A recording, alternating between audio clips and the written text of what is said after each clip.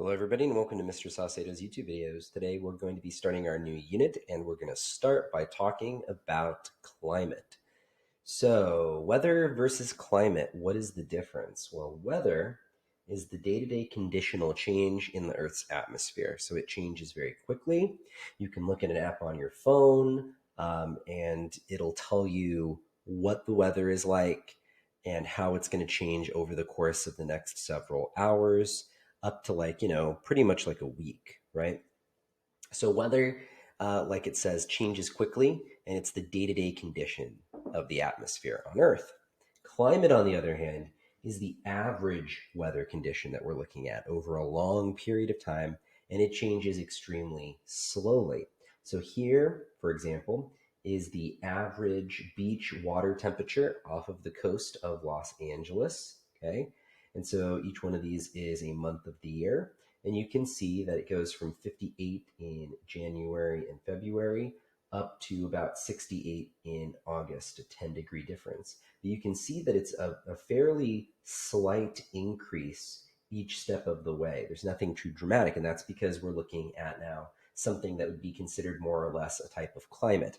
Obviously, this isn't atmospheric conditions, but we can do that with the atmosphere. So here are the average annual temperatures from 1878 to 2008 for LA. And you can see each one of these little red bars is representing the average annual temperature from January 1 all the way to December 31st. And again, we can see a pattern. Notice that it isn't like every single year it's, super hot on average. Every 10 years or so, there are some really cold ones. But if we take the average of each one of these and we graph it, we get this trend of increasing temperature. Now, there are three key factors that affect climate. The first is probably one you've heard of. It's the greenhouse effect. So the greenhouse effect utilizes greenhouse gases. Greenhouse gases are things like CO2, water vapor, methane. There are a lot of nitrogen and sulfur compounds that also might be considered greenhouse gases. And greenhouse gases are in the upper atmosphere, and they trap heat from the sun. The warming of the surface of the Earth by those greenhouse gases, we call that the greenhouse effect. And if you've never been inside of a greenhouse before, it's pretty cool. It can be pretty cold outside and nice and frosty, but all it takes is the sunlight shining into the glass enclosure to trap heat.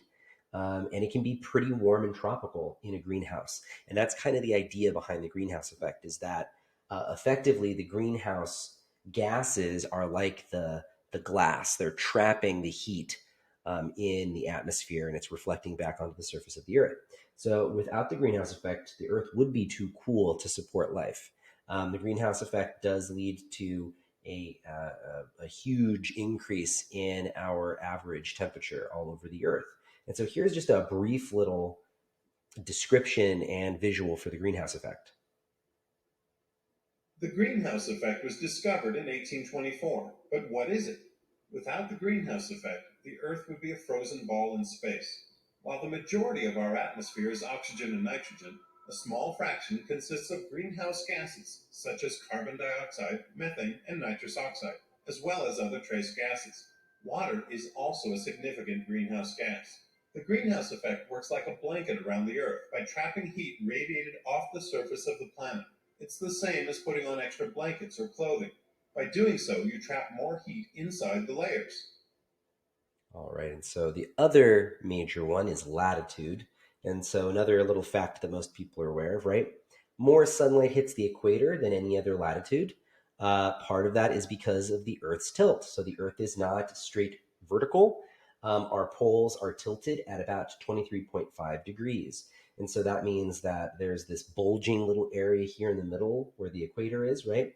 And so the majority of sunlight hits the equator, and less will hit the poles, generally speaking, right? This does mean that the surface of the Earth is heated unevenly. So if it were purely vertical, the Earth's temperature gradient would be a lot more consistent no matter where you were on Earth. And so we would end up with kind of like more of like a general tropical feel over the course of almost the entire planet, not quite, but almost. And so the uneven heating, though, does lead to distinct climate differences and unique biomes. Like that's the reason why tropical rainforests are found along the equator.